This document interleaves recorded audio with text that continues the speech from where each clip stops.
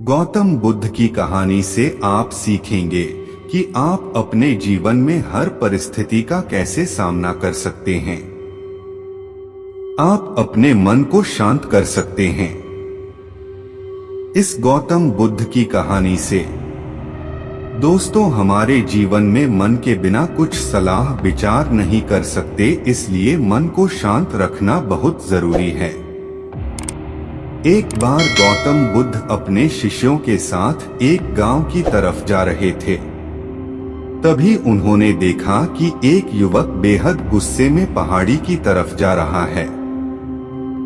बुद्ध उसे देखते ही समझ गए कि या तो यह किसी की हत्या करने जा रहा है या फिर खुद आत्महत्या करने वो युवक जैसे ही पहाड़ी से कूदने जा रहा था। गौतम बुद्ध ने तुरंत उसका हाथ पकड़कर उसे खींच लिया। यह देख उस युवक ने कहा, आप मेरा हाथ छोड़ दे, मेरा जीवन है, मैं जो चाहे इसके साथ करूं। आप मुझे मत रोकना। गौतम बुद्ध ने कहा, ठीक है, तुम चाहो तो दोबारा से कूद जाना, लेकिन पहले 10 मिनट रुक जाओ। 10 से 12 बार लंबी सांसें लो और अपनी हथेलियों को खोल दो, उसके बाद ही मैं तुम्हें दोबारा आत्महत्या करने दूंगा। उससे पहले नहीं। युवक बोला, आप मुझे बेकार ही इतना परेशान कर रहे हैं। मैं पहले से ही इतना परेशान हूँ, लेकिन अगर आप कहते हैं तो ठीक है, मैं 10 बार बाहर लंबी सांसें ले लेता हूँ, अपनी हथेलियां खोल देता हूँ। उसके बाद आप मुझे आत्महत्या करने से नहीं रोकेंगे। एक बार गौतम बुद्ध अपने शिष्यों के साथ एक गांव की तरफ जा रहे थे। तभी उन्होंने देखा कि एक युवक बेहद गुस्से में पहाड़ी की तरफ जा रहा है। बुद्ध उसे देखते ही समझ गए कि या तो यह किसी की हत्या करने जा रहा है या फिर खुद आत्महत्या करने वो युवक जैसे ही पहाड़ी से कूदने जा रहा था। गौतम बुद्ध ने तुरंत उसका हाथ पकड़कर उसे खींच लिया। यह देख उस युवक ने कहा, आप मेरा हाथ छोड़ दे, मेरा जीवन है, मैं जो चाहे इसके साथ करूं। आप मुझे मत रोकना। गौतम बुद्ध ने कहा, ठीक है, तुम चाहो तो दोबारा से कूद जाना, लेकिन पहले 10 मिनट रुक जाओ। 10 से 12 बार लंबी सांसें लो और अपनी हथेलियों को खोल दो, उसके बाद ही मैं तुम्हें दोबारा आत्महत्या करने दूंगा। उससे पहले नहीं। युवक बोला, आप मुझे बेकार ही इतना परेशान कर रहे हैं।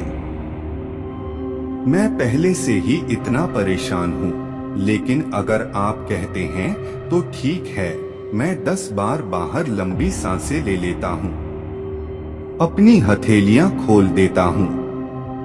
उसके बाद आप मुझे आत्महत्या करने से नहीं रोकेंगे।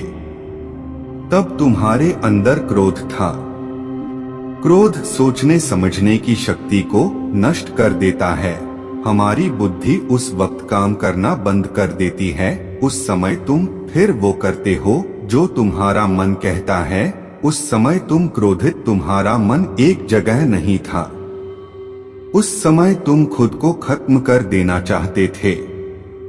लेकिन जब तुमने अपनी आंखें बंद करके लंबी सांसें और अपनी हथेलियों को खोला, तब तुम्हारा दिमाग और मन दोनों शांत हो गया और तुम्हारी नकारात्मक ऊर्जा सकारात्मक ऊर्जा में बदल गई, जिसके कारण तुम्हारी बुद्धि को नियंत्रण प्राप्त हुआ और तुम सही निर्णय लेने में सक्षम हो सके।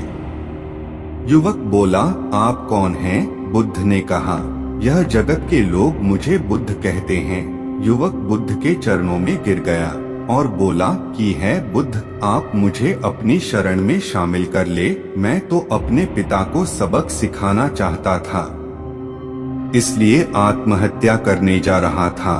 बुद्ध ने कहा कि आत्महत्या करके कोई इस शरीर के साथ कुछ भी नहीं कर सकता। जब तक हमारे पास यह शरीर है, हम कुछ भी कर सकते हैं, लेकिन यदि यह शरीर नहीं होगा तो हम कुछ भी नहीं कर सकते। युवक कहता है, आप सही कहते हैं बुद्ध, लेकिन आप नहीं जानते, मेरे पिता ने मुझे बहुत अपमानित किया है। वह मुझे हर बात पर टोकते हैं। बचपन में वो मुझसे बेहद प्रेम करते थे। उसके बाद उन्होंने मुझे शिक्षा प्राप्त करने के लिए गुरुकुल भेज दिया। मैं हमेशा सोचता था कि मैं गहन अध्ययन करके उनका नाम रोशन करूंगा और मेरे पिता यह सब देखकर बहुत खुश होंगे। जब मैं शिक्षा पूरी करके वापस आया, तब मैंने अपने पिता को बताया कि मैंने सारे शास्त्र, वेद, उपनिषद कंठस्थ कर लिए हैं और मुझसे बड़ा ज्ञानी कोई नहीं है। तब वो खुश होने की जगह मुझसे कहते हैं कि अपने आप को ज्यादा ज्ञानी होने के भ्रम में मत डालो, ना ही खुद में अहंकार लाओ। मैं तो उन्हें दिखाना चाहता था कि मैंने कितना गहन अध्ययन किया है। मैं बड़े बड़े शास्त्रार्थ में जाने लगा। सभी मेरे ज्ञान से प्रभावित होने लगे। सभी ने मुझे महान ज्ञाता माना, लेकिन मेरे पिता ने नहीं माना।